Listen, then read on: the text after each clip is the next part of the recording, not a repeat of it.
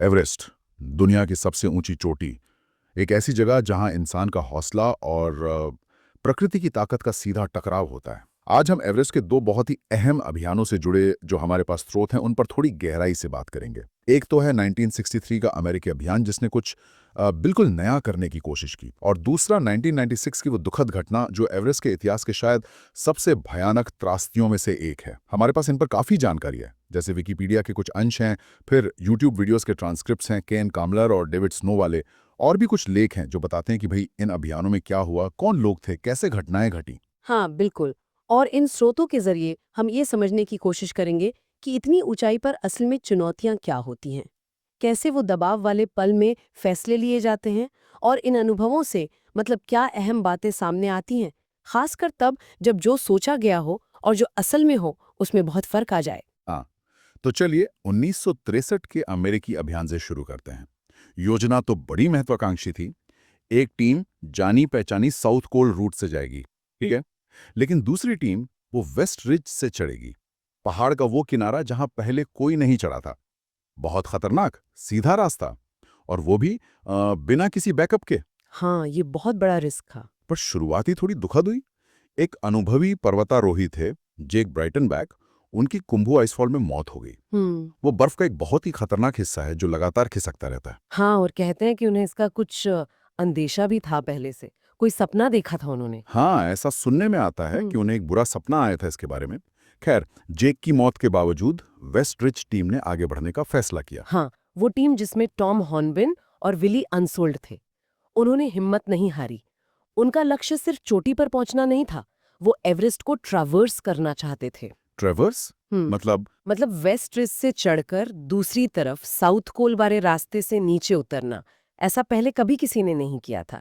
ये सिर्फ चढ़ाई नहीं थी, ये एक तरह से सीमाओं को तोड़ने की जिद थी। और कमाल ये कि उन्होंने कर दिखाया।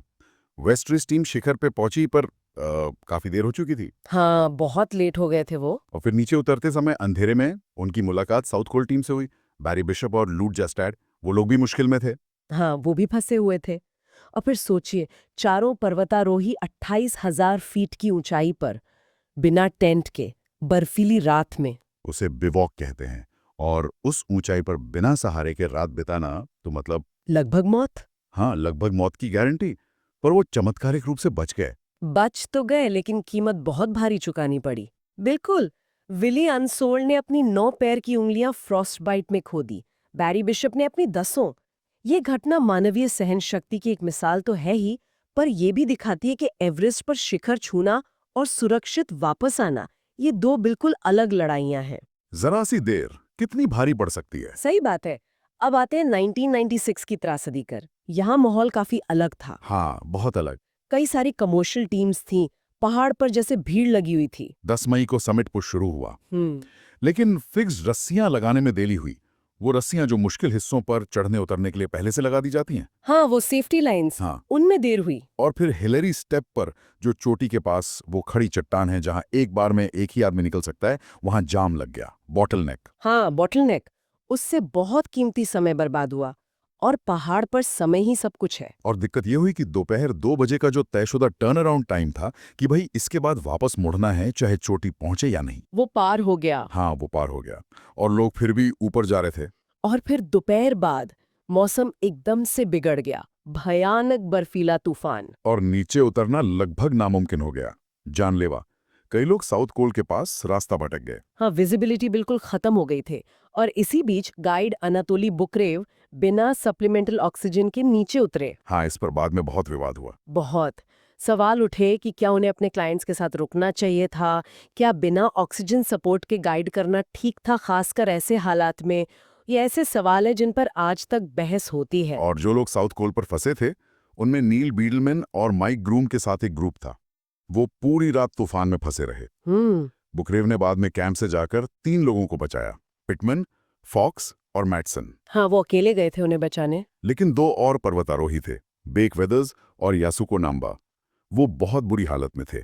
उन्हें लगभग मृत मानकर वहीं छोड़ दिया गया। हाँ, ये उस त्रासदी का सबसे दिल दहलाने वाला हिस्सा था शायद। लेकिन कहानी यहाँ खत्म नहीं हुई।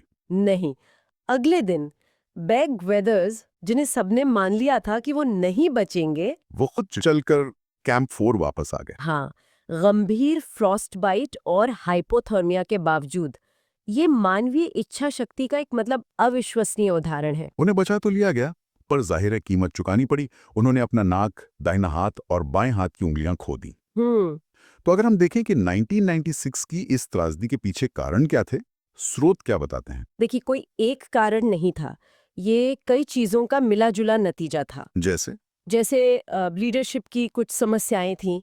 रॉब हॉल और स्कॉट फिशर दोनों बहुत अनुभवी गाइड थे, पर शायद उनके बीच एक कंपटीशन था।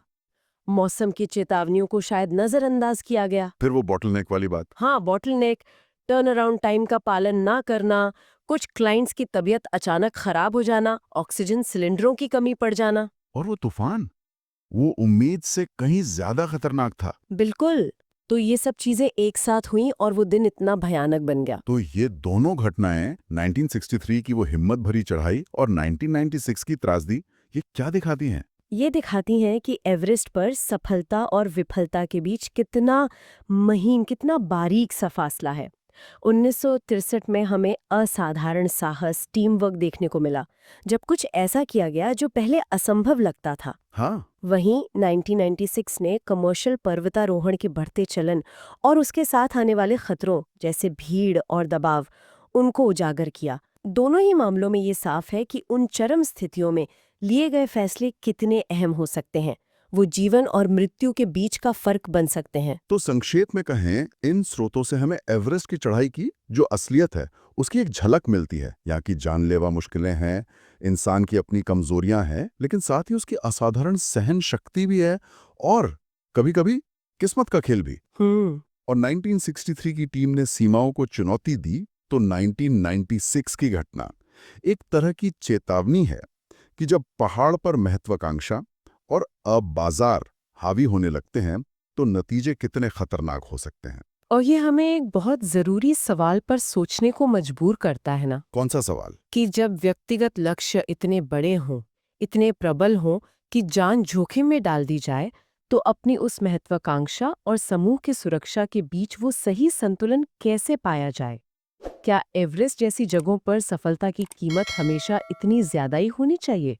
ये सवाल इन कहानियों को जानने के बाद भी कहीं ना कहीं दिमाग में घूमता रहता है।